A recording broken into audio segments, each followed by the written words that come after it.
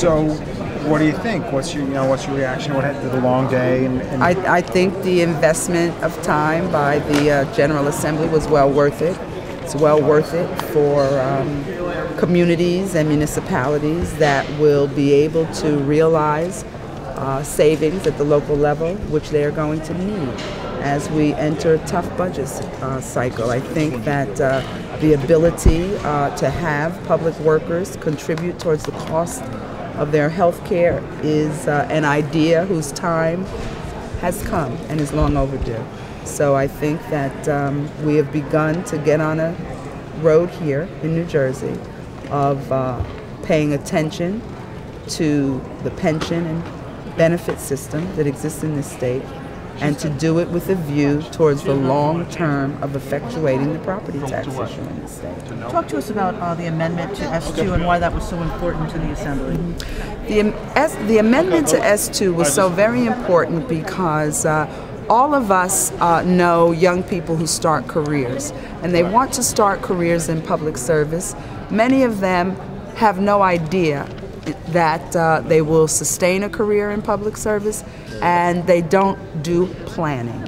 And without question, retirement planning is probably a very pertinent issue for this generation, and particularly the generation that's coming in.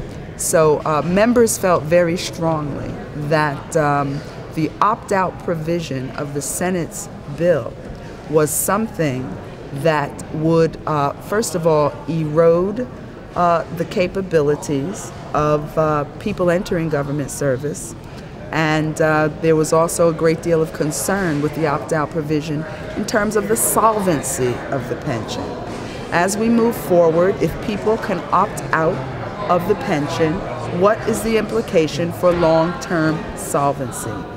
The members of the Assembly felt that the opt-out provision would subsequently hurt the liquidity of the system. Was there any evidence to support that? There has been evidence to support that from a number of different places.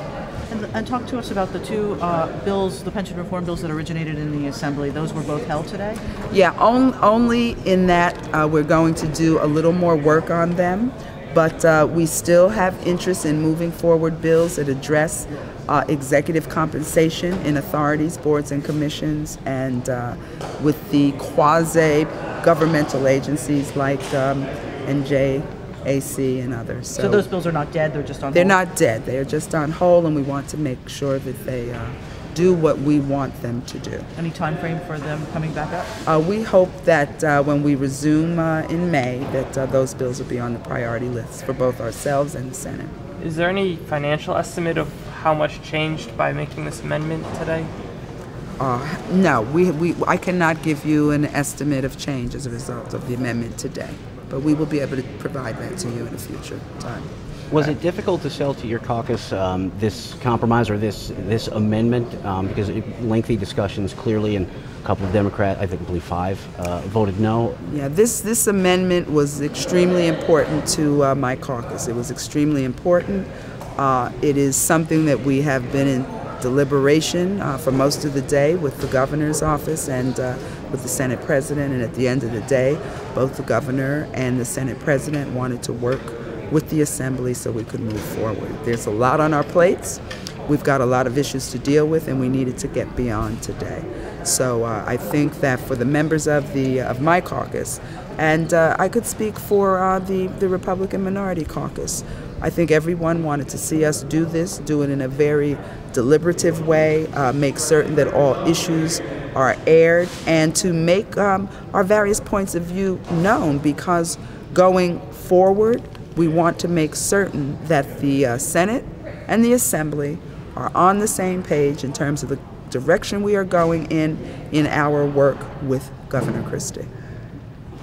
Some of the unions are saying that what happened here today really surprises them because it is a Democratic body at this point, and that it's bad for workers. What do you think about that? I think that the issue of fiscal responsibility and the fiscal management of the affairs of the state are in the interests of the 8.4 million people that live in this state. And I think that while without question There is a long history and tradition of the Democratic Party being supportive of the concept of unionization and union rights and collective bargaining. I don't think that was really the issue here today. I think the issue here today was the financial condition of our state and what we have got to do in terms of pension and benefit reform. We cannot continue the track that we are on. We cannot. It would be fiscally irresponsible for the legislature not to move forward with pension and benefit reform. And the citizens of this state have expressed that this is something they want to see happen.